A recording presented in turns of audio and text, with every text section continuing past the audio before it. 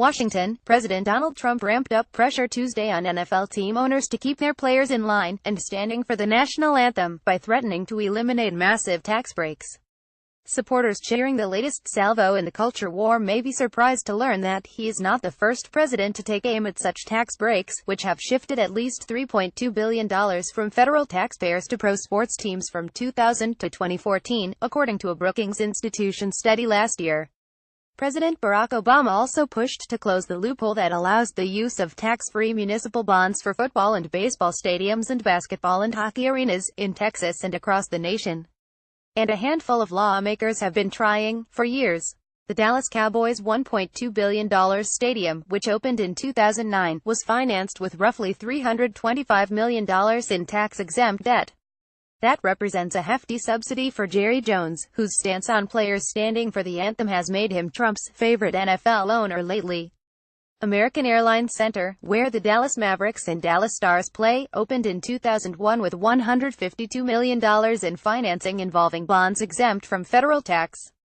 The Texas Rangers' new $1 billion stadium, Globe Life Field, will rely on the same type of financing. Obama based his argument on a desire to trim the budget, and the consensus among economists that the U.S. economy is no better off if fans see their favorite team in Irving or Arlington, or, for that matter, in Seattle or Miami. Trump's impetus is to force football players to stop showing disrespect toward the U.S. flag. Why is the NFL getting massive tax breaks while at the same time disrespecting our anthem, flag and country? Change tax law. Donald J. Trump at Real Donald Trump, October 10, 2017. Why is the NFL getting massive tax breaks while at the same time disrespecting our anthem, flag and country? Change tax law, he tweeted. It has been well documented that billions of taxpayer dollars continue to subsidize the construction and renovation of professional sports stadiums, White House Press Secretary Sarah Sanders said Tuesday. They are using money from American taxpayers to build the very field they play on.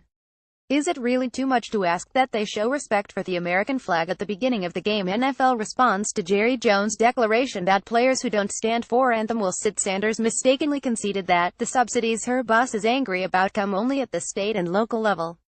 The federal tax law doesn't apply here, but certainly we know they receive tax subsidies on a variety of different levels, she said.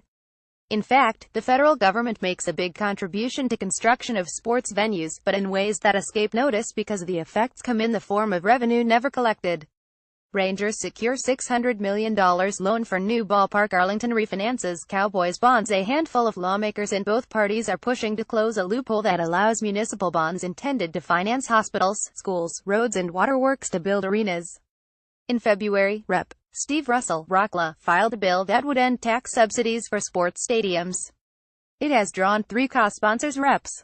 Mark Meadows, RNC, and Democrats Earl Blumenauer of Oregon and Tim Ryan of Ohio. On the Senate side, Sens. Cory Booker, DNJ, and James Lankford, Rockla, are pushing a similar measure. Professional sports teams generate billions of dollars in revenue.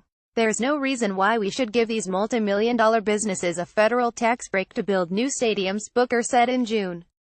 Said Lankford, the federal government is responsible for a lot of important functions, but financing sports stadiums for multi-million, sometimes billion-dollar franchises is definitely not one of them. Jerry Jones' anthem order means slaves, obey your master, John Wiley Price says. From 2000 to 2014, 36 professional sports stadiums were built or updated with financing that include bonds exempt from federal taxes, according to a study released in September 2016. The cost to federal taxpayers $3.2 billion. Wealthy investors typically hold such bonds, and they saved another $500 million in taxes, bringing the tab to $3.7 billion.